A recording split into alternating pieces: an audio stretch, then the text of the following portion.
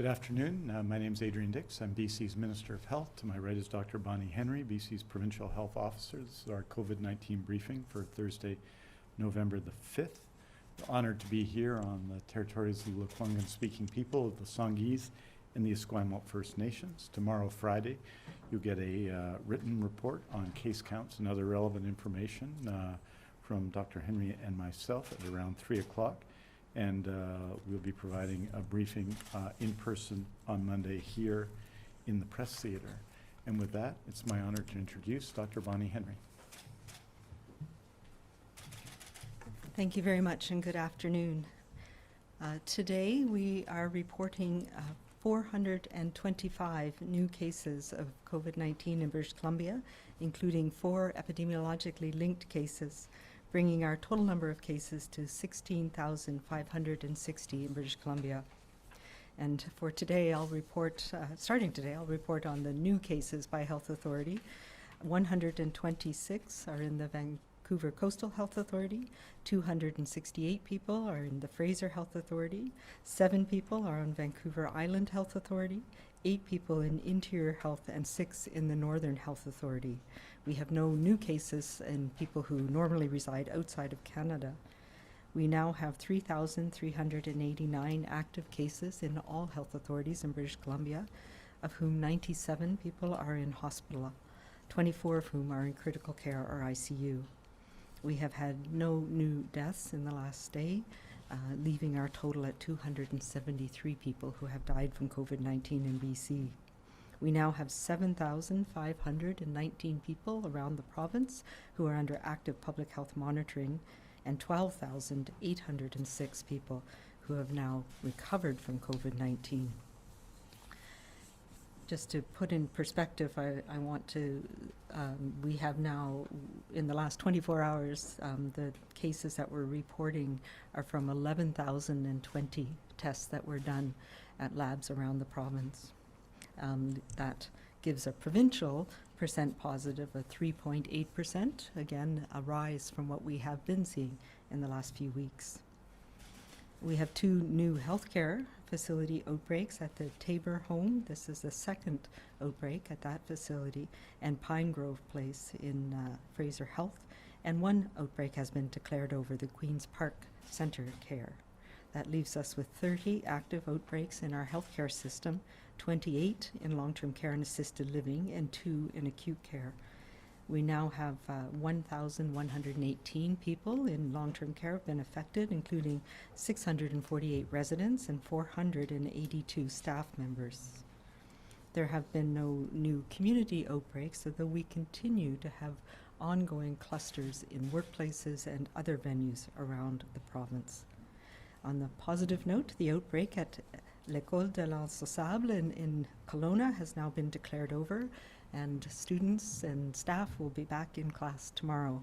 And I just want to extend my thanks and appreciation to the family and the school officials for their assistance in working with Interior Health to manage this challenging first outbreak that we had in a school setting. And I'd like to take as well this opportunity to remind parents about the importance of keeping our schools open and making sure we keep our social contacts small. This includes birthday parties with children outside your household, sleepovers with classmates, and I know this can be difficult and challenging for children, but I ask that you look to celebrate in smaller, other, safer ways right now. And a reminder as well to continue to check health authority websites for community and school exposures. There continues, as we all know, to be strong interest in the latest data of the pandemic that we are experiencing here in British Columbia.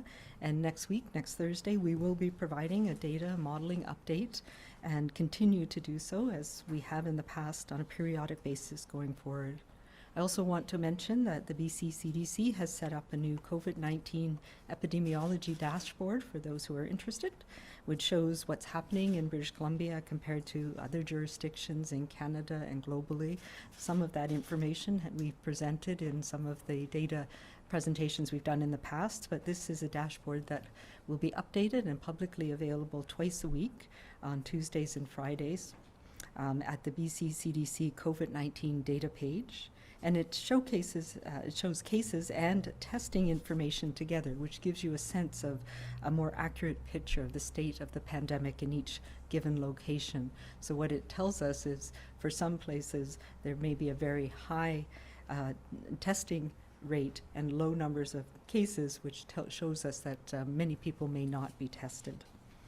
For example, two countries could have the same number of cases, but a very different epidemic status if one country is testing a lot and the other isn't.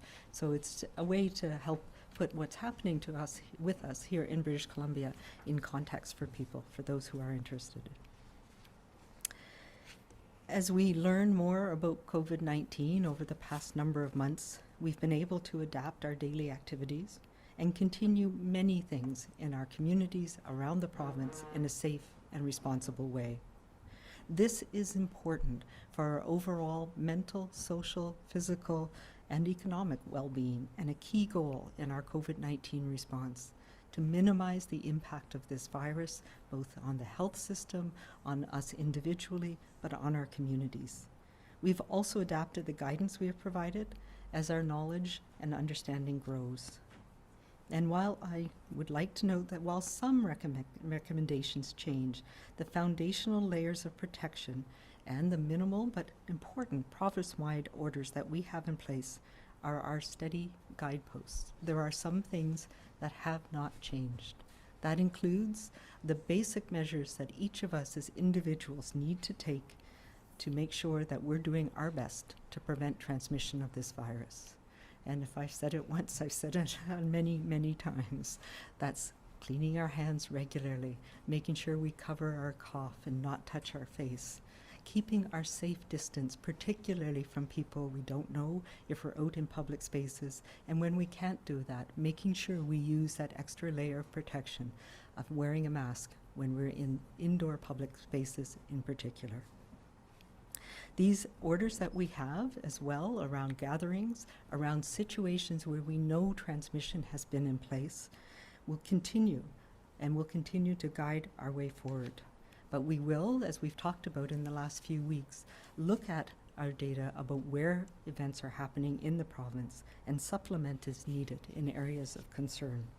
Right now, we know some things are risky in areas like Metro Vancouver, where we are seeing increased numbers of cases. This includes group activities indoors, and we have seen this. We've seen this with spin classes in gyms. We've seen this with dance classes inside. We've seen it with activities where we get together now as the weather's getting cooler, where we congregate indoors. So if you know somebody in your social circle with COVID, that means that your risk is higher. If you live with parents or elders, or work in essential services or in healthcare, you need to refrain from these risky activities in these areas right now. As we look to the recent numbers, we're all concerned, and we're watching things closely, and we spent some time out in the Fraser Health region last week to supplement and to support the amazing work that the public health teams are doing there and doing in Vancouver Coastal and in other health authorities around the province. We did anticipate an increase as we moved indoors into the cooler weather, but it is incredibly important that we manage this increase effectively. And I am asking once again for your help to slow the spread of this virus in BC so that we can keep our schools, our businesses, and our communities open and safe. The greatest impact you can make is through those actions, small or big, that each of us takes every day. You can help by staying local, by only spending time with your household, or at most, your safe six, the same group, on a repeated basis, and by following your safety basics at work, at school, and at home. Right now, fewer faces, again, makes for safer spaces. And by staying small, we can ensure that those things that are important to our well-being can continue. If you need some encouragement, look no further than the children and teens who have so quickly adapted to these protective measures, particularly in schools. And I hear from young people all the time, and I appreciate all of the letters and the cards and the notes and the pictures that I get. where they have learned that this is something you can adapt to. You can play sports safely. You can dress up and have fun for Halloween outside in small groups or with your family at home. And young people have shown us that they are adaptable and can get through this storm. We need to use that energy and use that ability to the resilience that we see in young people to make sure that we can do this as a community as well. Let's remember that even though we think we are okay and have no symptoms at all, this virus can still be transmitted. And we need to be aware that our risk and the risk that others bring with us. In most cases, it is transmitted to those that we are closest to, whether it's in our family, whether it's a group of people that we spend time with, or whether it's in our workplace. And what we are seeing now is that this can have a very large ripple effect. It's having a ripple effect, unfortunately, in long-term care homes. And we're starting to see outbreaks again that are moving through long-term care homes. We're seeing it in group settings, particularly in the Lower Mainland, but around this province. And this is the time that we need to step back and go back to our basics. Our individual actions are incredibly important right now. But let's also remember that as the days get darker, there is lightness ahead. We know that we will get through this winter. We will get through the challenges of COVID-19. And we will do this as we have shown that we can do over the last 10 months, each of us doing our part, and by being kind and being calm and being safe. Thank you.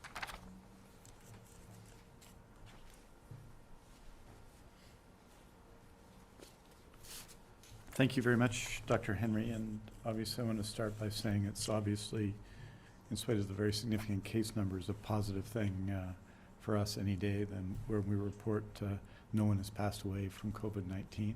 But we know that 273 people have passed away in this pandemic. We know the impact that has on families. We know the challenges that that presents in terms of mourning and celebrating the lives of the people we love. And so we think of all those people today, all of those families, all of those caregivers, and all those people currently in long-term care, especially in long-term care homes that are dealing with outbreaks, who are dealing with the difficulty and the challenge and the anxiety of those circumstances. So we think of them today, even on a day when no one passed away from COVID-19. As Dr. Henry has said, 425 cases is a significant number of cases. 97 people are hospitalized. That's 56 people in Fraser Health and 40 in Vancouver Coastal Health, 1 in Interior Health. And we have 24 people in critical care, which is -1 from yesterday. On Thursday, I report on two, and today on 3 major initiatives. One, the contact tracing recruitment initiative. The other, the second, the surgical renewal plan. Today I'm going to talk a little bit about influenza immunization in the province. But I wanted to note this about the healthcare system, that we are and will continue to be and continue to add resources to ensure we are 100% all in working not just in COVID-19, but in this time, in this moment. Never in my lifetime and time before that has the public health care system been so engaged with people in the community. I'm very proud of the people working in the public health care system, the members of the Doctors of BC and the Hospital Employees Union, the BC Nurses Union, the Health Sciences Association, the BCGU, and many others. I'm very proud of the work they're doing. And consider, from Dr. Henry's report, 7,519 people under public health monitoring, 3,389 active cases, 11,020 tests today. Consider that we've hired, in addition to the contact tracing capacity we had in place, almost 600 people, and I'll be reporting on that soon with more to come. Consider that in the month of October, we set records for the number of elective scheduled surgeries we've done, indeed of surgeries done in BC during a pandemic. Consider the efforts in long-term care and the increasing capacity that we're putting in play in long-term care. The fact that we've immunized more people at this point against influenza than at any time in recent years. Consider the work of environmental health officers in assisting the community in creating safe spaces to work in the community and more. Consider that the people who are buying PPE, when we announced it on Monday, bought 49 million masks that were brought in the last week, surgical masks to assist in our efforts, and 19 million pairs of gloves. We are all in this effort. With respect to the progress report on our contact tracing recruitment initiative, in the past week, 57 positions have been filled across all health authorities. To date, there have been 580 total hires. This surpasses the initial target, which was 500 announced in August, and represents 95.3% of the increased target of 608 positions. We now, as you know, have a new target of 800 positions. In addition to those 800 positions, the ministry has provided approval to the First Nations Health Authority to hire 76 community health representative positions to support culturally safe contact tracing efforts within First Nations communities. In addition to that, in terms of new candidates, 78 candidates, in addition to the 580, are in the offer process, and 309 candidates are in the interview process. So the contact tracing initiative is going well. I wanted to note as well that 47 contact tracers have been redeployed to Fraser Health to support their efforts there. So I want to thank everyone involved in that initiative, including the people at Health Match BC. With respect to surgeries, happy to report that this week we have a significant increase, another excellent week in terms of surgeries. And I just wanted to restate the number from last week. Last week from October 19th to the 25th, the number of surgeries increased when the final number was established. So it was a couple of days after the preliminary number, which we announced for the week, at 7,213, the second highest number of surgeries this year, and significantly higher than we generally do at this time. This week, October 26th to November 1st, in the initial count, 6,894 surgeries were completed, of which 5,726 were scheduled surgeries and 1,168 were non-scheduled surgeries. Just to put it in context, since the announcement of the surgical renewal plan, and it's putting in place on May 18th, 118,125 surgeries have been performed, scheduled surgeries, 34,226 unscheduled surgeries, for a total of 152,351 surgeries in that period during a pandemic, which is an extraordinary achievement for our whole healthcare system.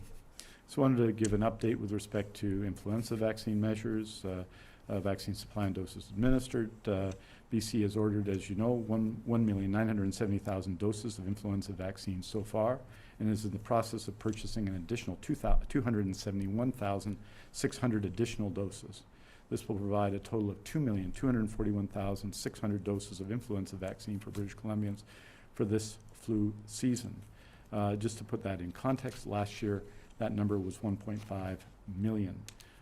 So to date, 1,851,130 doses of flu vaccines have been distributed by the BC CDC to regional health authorities.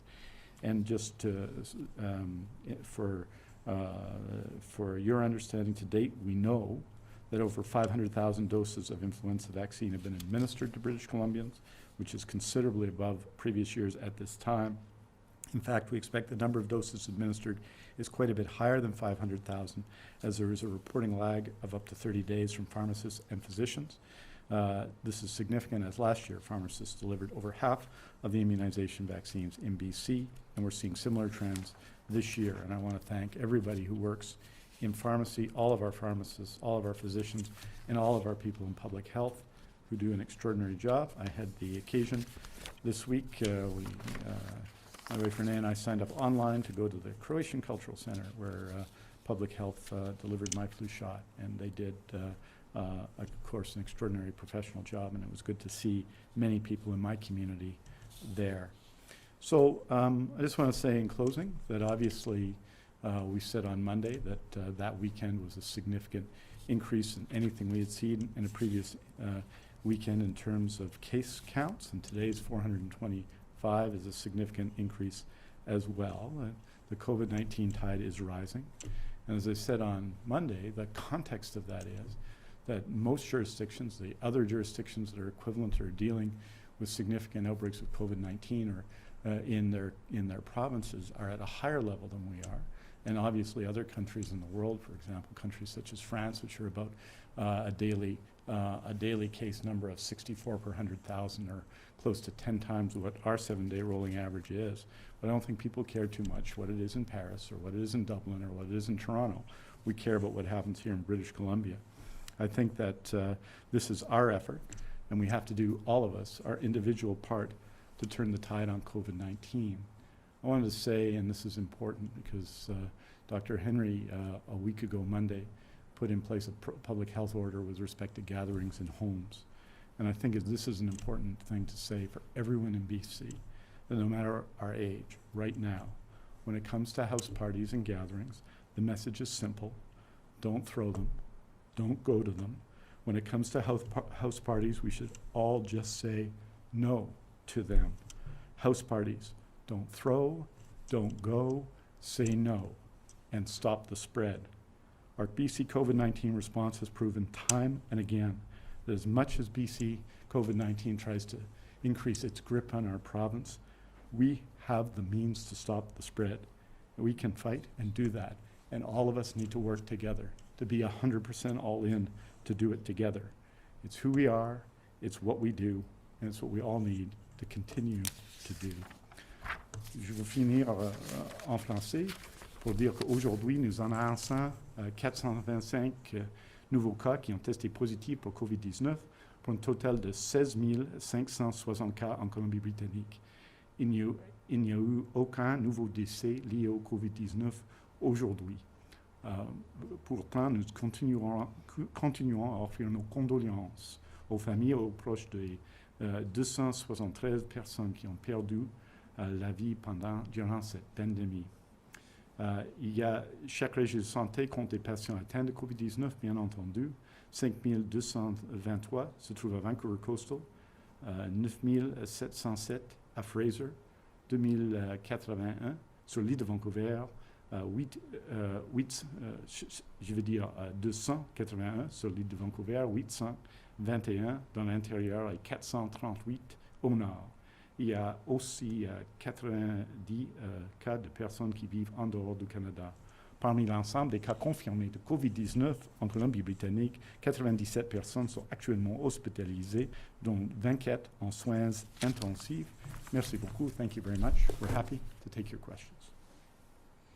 Thank you, Minister. As a reminder, please press *1 to enter the queue. You are limited to one question and one follow-up. Please also take your phones off mute. You will not be audible until your name is called.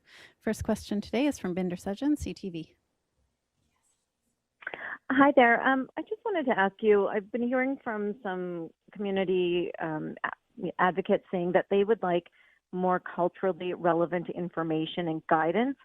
Fraser Health recently has started some of that by providing guidance on how to wear a mask over certain types of head coverings, for instance. And I'm just wondering if there's been guidance provided to health authorities to get some of this information out there and to, do different types of guidance for different types of groups. Yes, and that is something that the health authorities do on a regular basis, and really it is very localized because they know their populations best.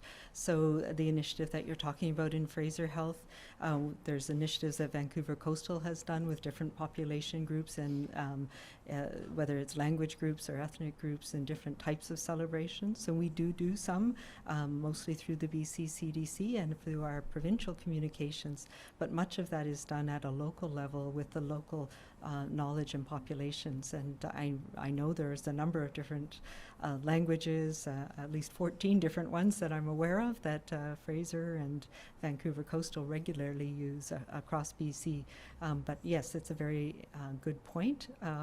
And we'll try and make sure that we have appropriate things coming for the initiatives that are coming up, or the events that are coming up as well, to support people. Yeah. I think this is a very important point. It was one of the considerations when we initially did our survey of people across BC in multiple languages, and got responses from people from communities as to what they wanted to know, what they needed to know, what their assessment was of COVID-19. In the last number of months, I've done a significant number a significant amount of outreach personally, and I know many others have, to both cultural communities but also to younger people, because I think there's two sets of issues here. One is people perhaps in diverse communities is one set of issues, and the other is people of different ages who have different approaches and get information differently. I dare say, and I hesitate to say this in response to your question, maybe less from television news and more from other sources.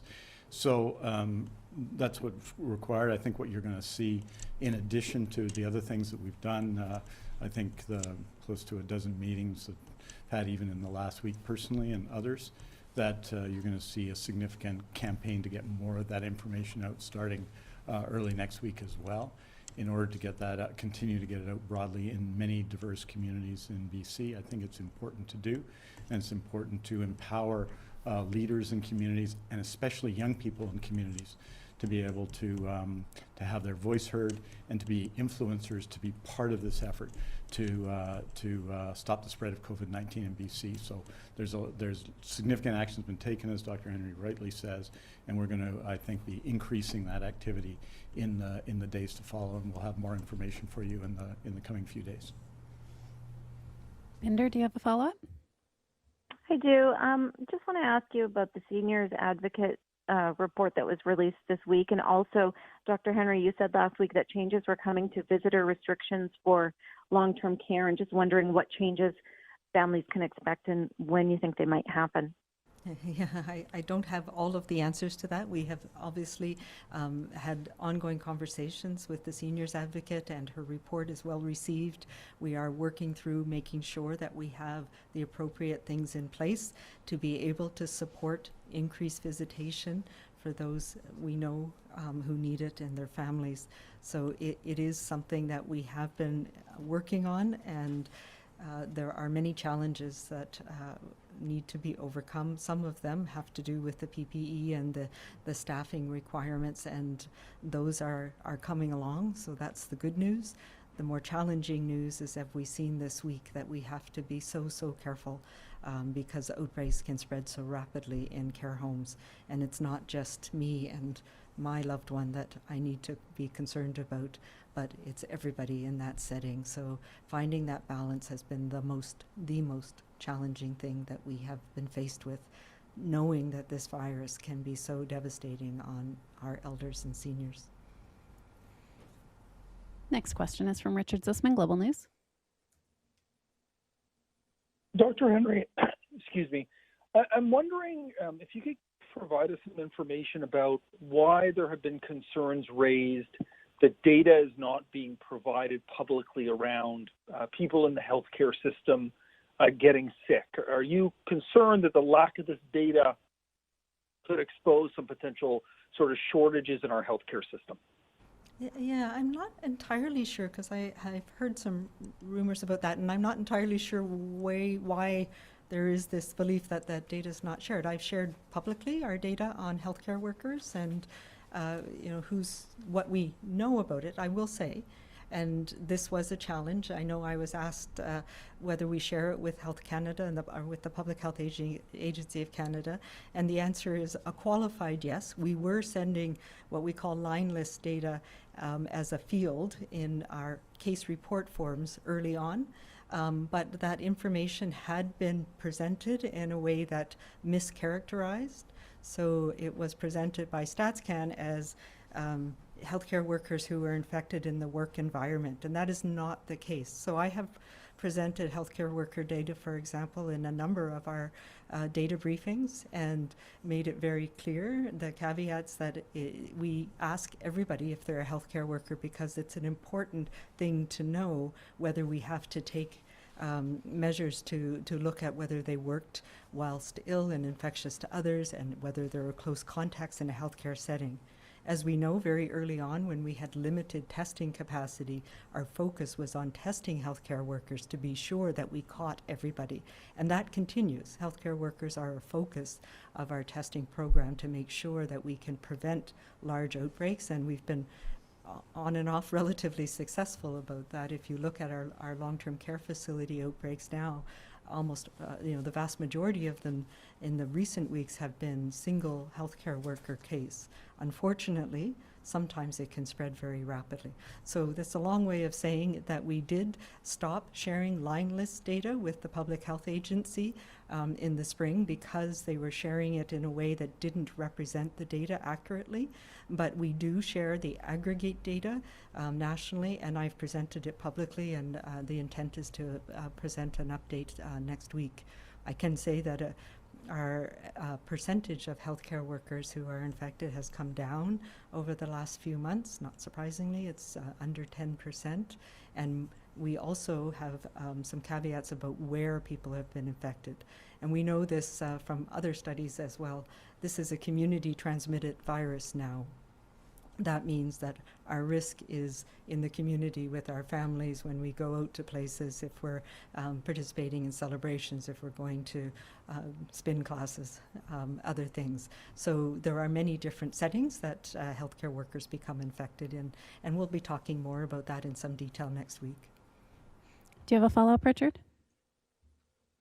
Is there any concern around either because there are a number of healthcare workers sick or because of overall hospitalizations? I think we're at hospitalization level now that we haven't seen since the end of April, that we could once again start seeing surgeries canceled and impacts on our larger healthcare system.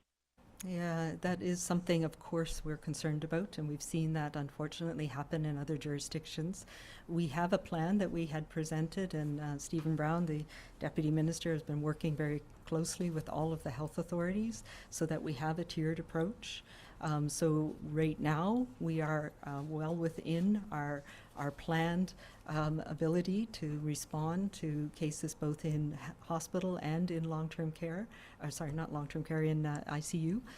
So we're not in danger, but it is very much a balance. And as you say, it may not be me as a healthcare worker being sick myself and being off, but the fact that I may have exposed a number of my colleagues, either because we attended events together, which has happened, or because we are together in carpooling back and forth to work, or in a lunchroom or other settings in the healthcare setting. So not only in the patient care areas. So it can be it can be an issue, and it has strained us. As you know, we've had a couple of acute care outbreaks where numbers of healthcare workers have been exposed and have had to be home isolating because of the risk.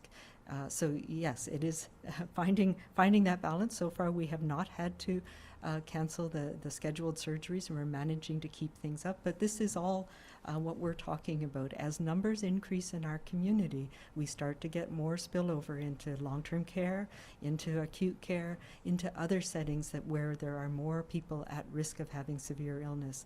And that's why it's so important that we take these measures now to reduce our social contacts so that we can keep the healthcare system functioning, so we can keep children in schools, so we can keep our businesses open as much as possible. Marcella Bernardo, News 1130. Hi, Dr. Henry and Minister Dix. Hoping to ask you today about the situation involving Dr. Tam now revising guidelines to acknowledge the aerosol transmission of this virus. And have you considered how many of the record-breaking cases we're now recording could have been prevented if more people followed your directives to always wear a mask inside public spaces? Yeah, so I don't think Dr. Tam single-handedly has revised documents, as we've talked about a number of times. There is a continuum of how people are exposed to this virus, and we get it from breathing in droplets that somebody has coughed out, and those droplets can be of various sizes, and I've talked about this many times. In some cases, in some environments, particularly enclosed settings, so we're talking about, there's been some public reports around a restaurant where there was a limited ventilation and the flow of air from a fan probably led to people being exposed. There's situations like a wedding where the father of the bride was close to each and every guest, gave them a hug, kissed them, and there was spread in that wedding situation that was indoors. So we know that in closed settings, and we've seen it here, of course, in some of the bars and nightclubs, and we've tried to reduce those potential for spread in those scenarios. So those are the scenarios where we can get broader spread to larger numbers of people. And those are the things that we have been taking the measures that we've put in place to try and reduce those possibilities. That's why we limit church groups to 50 with enough space between people. We know that we've had an outbreak in the interior in a church group that was probably related to singing, but it was contained because we had a limit on numbers of people that can be in that facility. So I can't tell you exactly how many are related to that necessarily. We know there's transmission in workplaces, but for the most part, what we're seeing from the investigations that public health is doing in each of those situations, what we see is that it's when people are sitting together in an enclosed space, whether that's carpooling to work together, whether that's sitting in the lunchroom together, having a break together in a small enclosed space, whether we are working together without using the precautions. We know some of the larger outbreaks we've had in places like poultry processing plants. It's large numbers of people in an indoor environment, colder weather, which we're learning again that this virus probably transmits more easily in less humid conditions and colder conditions. So those are all factors that we need to take into place.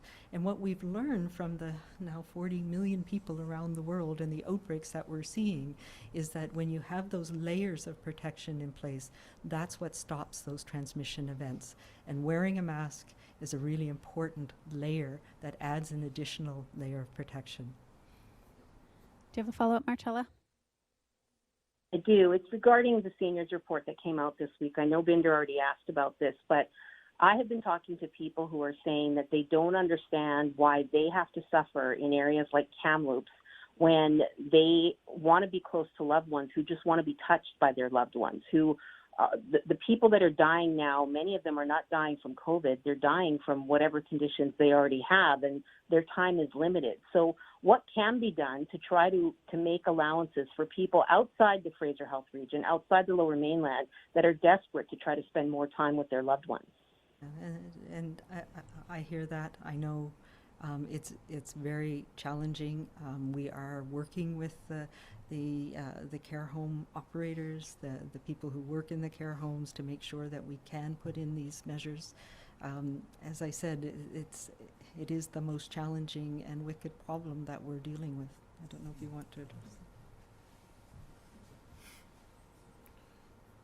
You know, obviously since June the 28th, when we started we've had consistently essential visitors throughout the pandemic. When we started having what we call regular visits on June 28th, we said we were going to also provide and support the long-term care homes with more supports and more staff. And this is an absolutely necessary precondition of a significant expansion of visits in the pandemic. I think it's pretty clear as to why. And so that effort has gone out. More than $100 million has gone out to support that effort, and we are making really an unprecedented effort when you look at the increase in staffing, which is $110 million to get to the 3.36, the $160 million to support visitation, the 7,000, of which that's part, the 7,000 new healthcare workers that we're putting in place.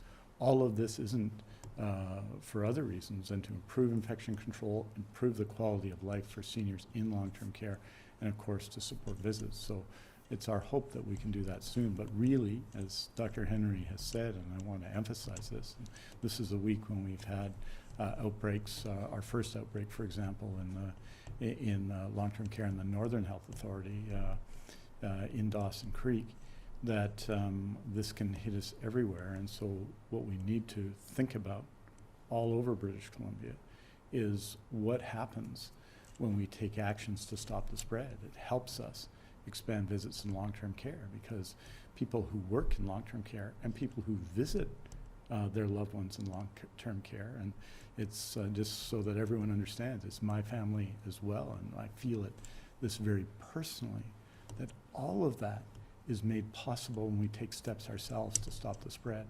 So I want people, you know, if they can, to understand the value for other people in what we can do right now to do that. And following the guidance put forward by Dr. Henry and her colleagues is so important, and it is itself an important element of our efforts to increase visits in long-term care.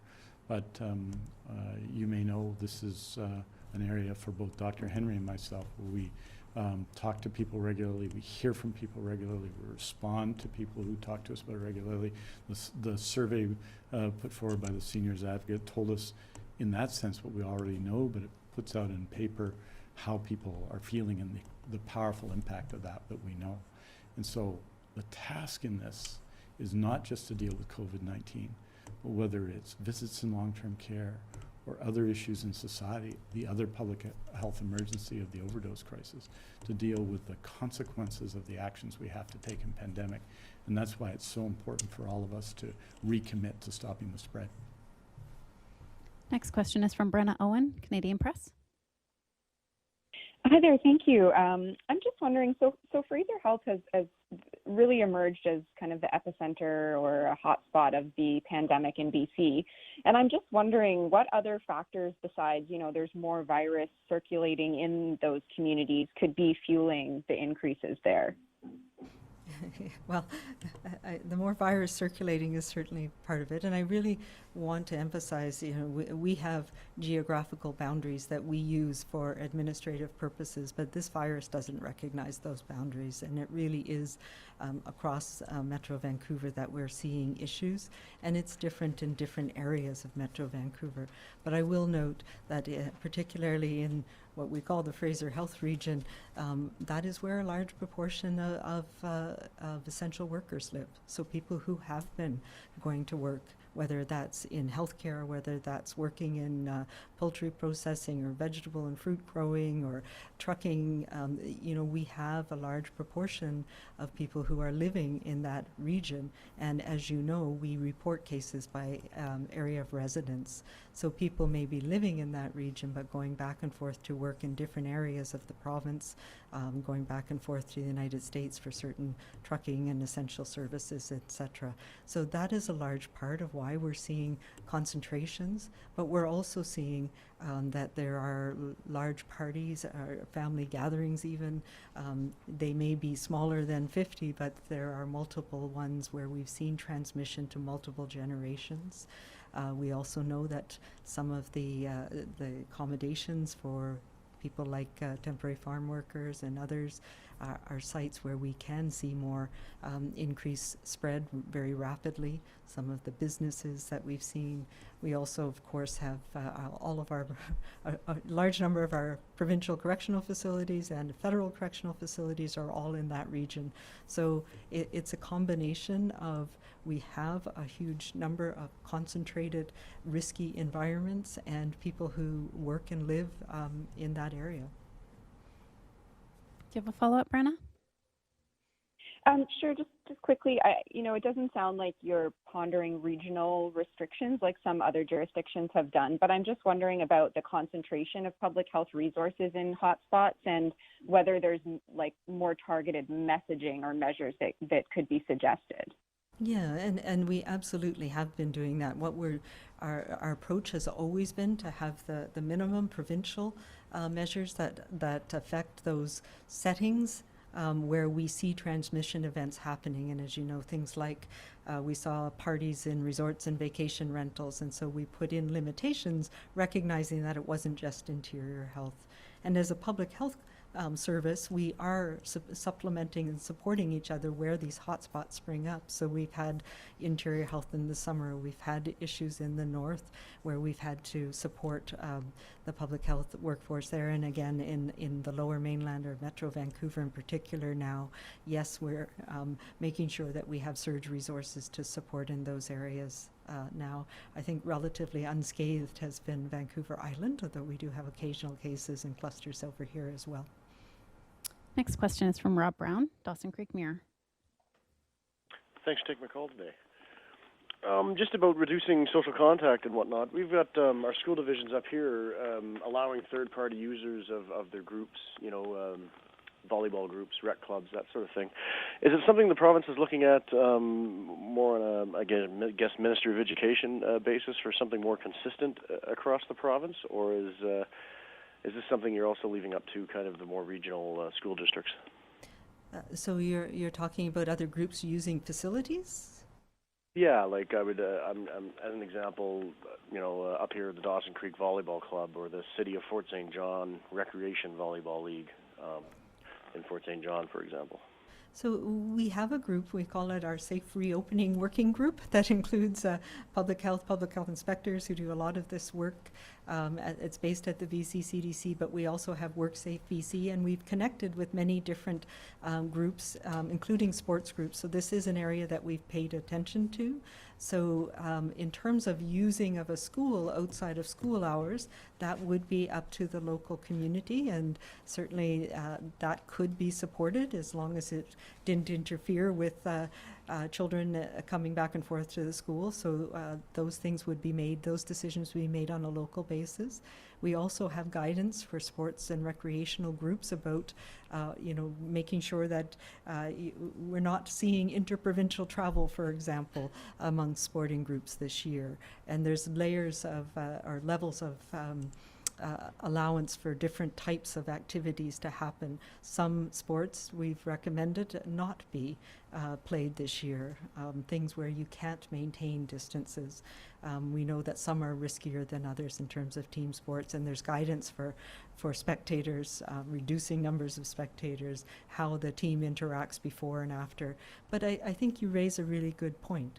It's really important right now for us to continue to support children and the school communities, and that may mean that young people are not participating in multiple after-school groups, because that does increase our risk of coming in contact with many people, with more people who may introduce the virus into our group. So these are tough decisions for this year.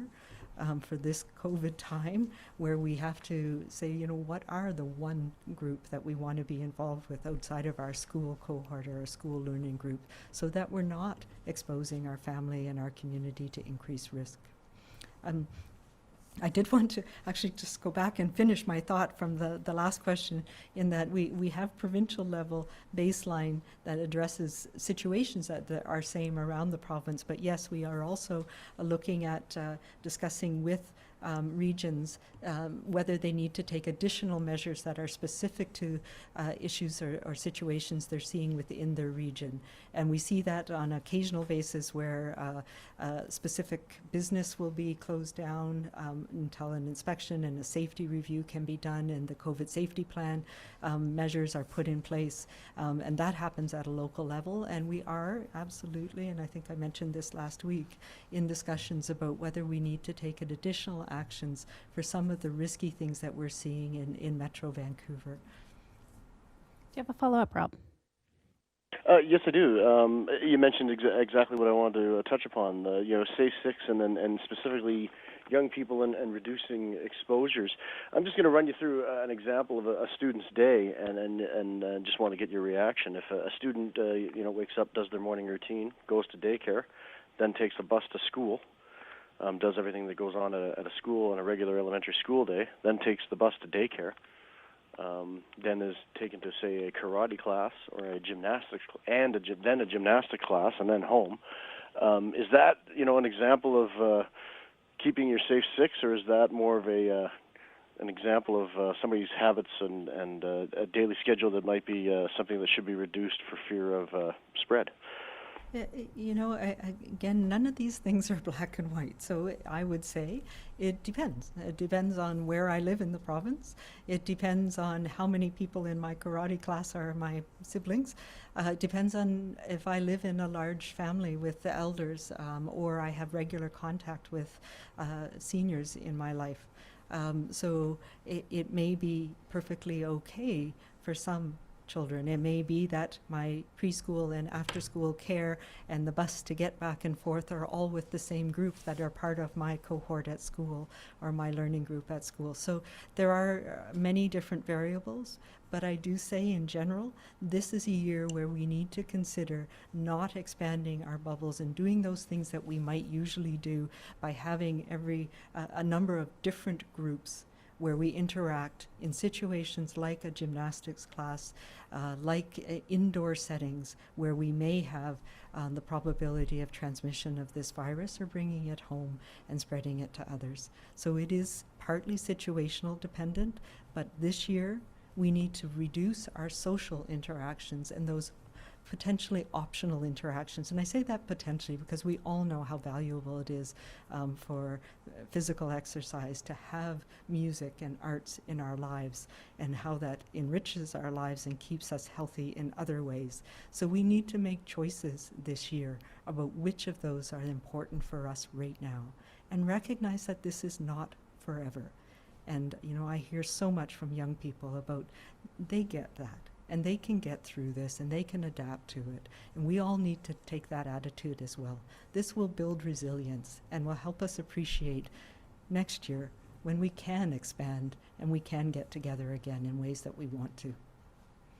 We have time for one more question. For everyone listening today, Dr. Henry and Minister Dix will release a statement this afternoon with the latest information on cases, hospitalizations, and outbreaks, which you can find at news.gov.bc.ca for medical guidance on protecting families and communities, and for access to provincial guidance on COVID-19, visit bccdc.ca, and for information about the province's pandemic supports, visit gov.bc.ca/COVID-19. Last question is from Tanya Fletcher, CBC. Hi, Dr. Henry. As I'm sure you know by now, people love specifics, and I think hearing anecdotes are helpful in getting the message across. So I just want to go back to an example you briefly touched on earlier about, I think it was the father of the bride. Just wondering, when was that wedding and how many people were affected by the virus as a result? Yeah, so that wasn't in BC. That's a report that's been in the media. That was not in the media, in the literature.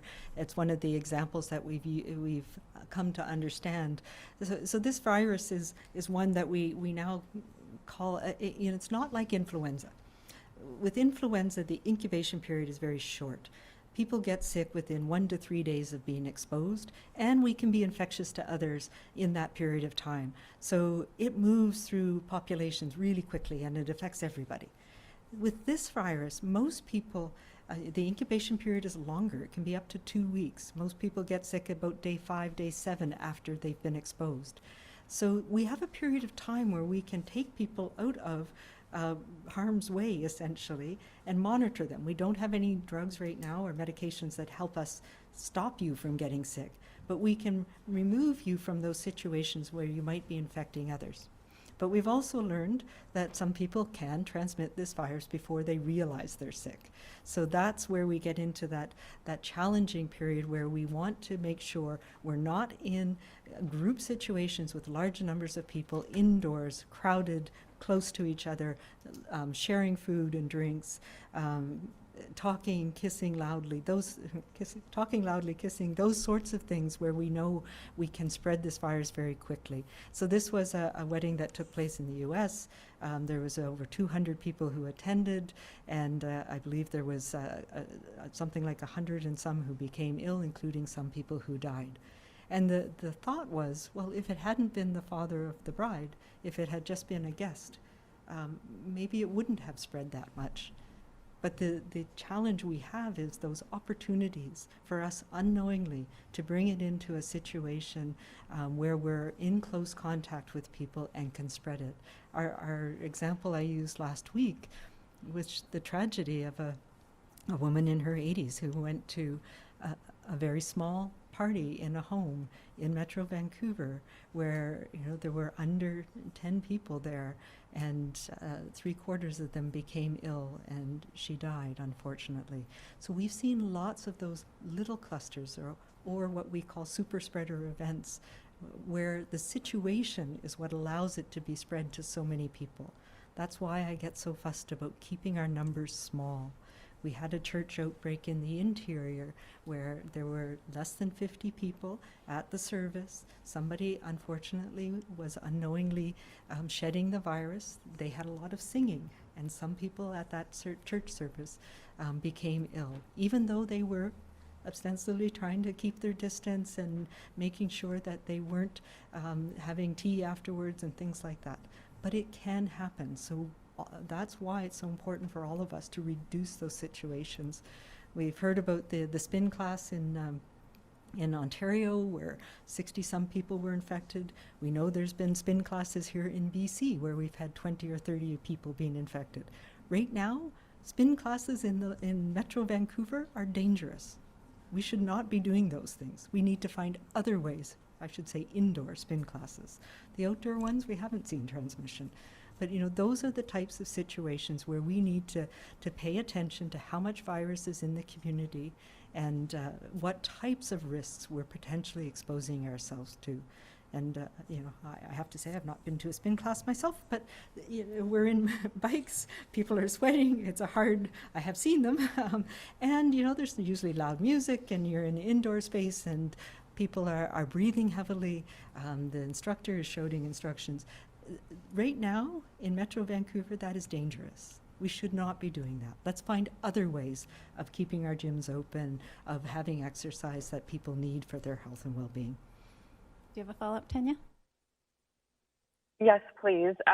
So given that, you've just said how dangerous they are, why aren't those places perhaps going to be shut down? And going back to what you mentioned about the church, and you mentioned a few minutes ago about family gatherings, I think it was when talking about the Fraser Valley at some events and weddings where people respected the limit of 50 people or fewer.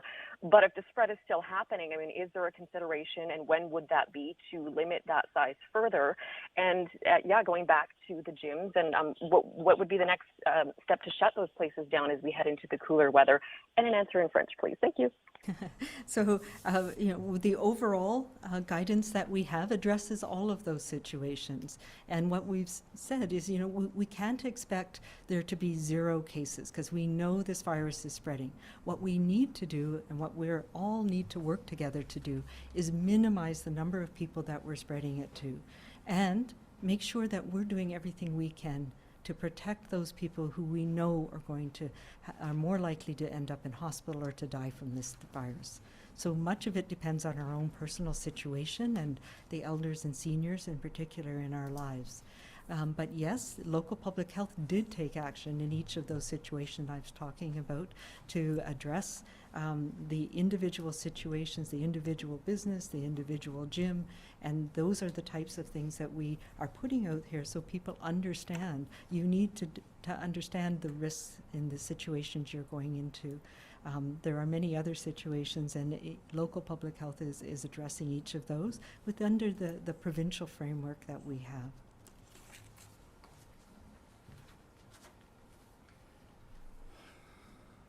Yeah, I was going to say, Dr. Henry, in some years I've done hundreds of spin classes, but this year, 0. No spinning this year. And I think there's good reason for that. And I think with respect to the question of gatherings, the maximum in a private residence is 6 guests. And if you're in Metro Vancouver, you should seriously consider whether 6 is appropriate. And that's because it's different in people's homes. And so when we talk about weddings and other gatherings, frequently there are parties associated with that both before and after, as we know. And it's in those events and multiple of those events that we've seen transmission in recent weeks. So, the message is the same.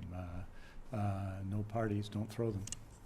En français, je dirais qu'il est essentiel actuellement, surtout dans la région de Vancouver, mais partout dans la province, parce que à l'intérieur, il y a beaucoup plus de cas actifs qu'avant aussi. Mais il est essentiel que des gens suivent des conseils de la santé publique, c'est-à-dire que chez eux, un maximum de 6 personnes, Et si on vit de la région de Vancouver, notre préférence serait 0, n'est-ce pas? Donc, pas de soirée, Et donc, c'est difficile parce qu'on vit actuellement une période où il y a beaucoup de fêtes, des fêtes religieuses et d'autres fêtes. Mais il est essentiel cette année, pour actuellement, pour aujourd'hui et demain et les mois qui suivent, que des gens n'invitent pas beaucoup de monde chez eux, un maximum de 6, et qu'ailleurs, dans les endroits où il y a un plan pour combattre le COVID-19 dans un restaurant ou quoi que ce soit, de suivre les conseils de la santé publique aussi. Donc, c'est absolument essentiel en ce moment de suivre ces conseils, surtout dans la région de Vancouver, mais partout dans la province. On vit dans une pandémie internationale. Et dans d'autres pays, on voit les effets.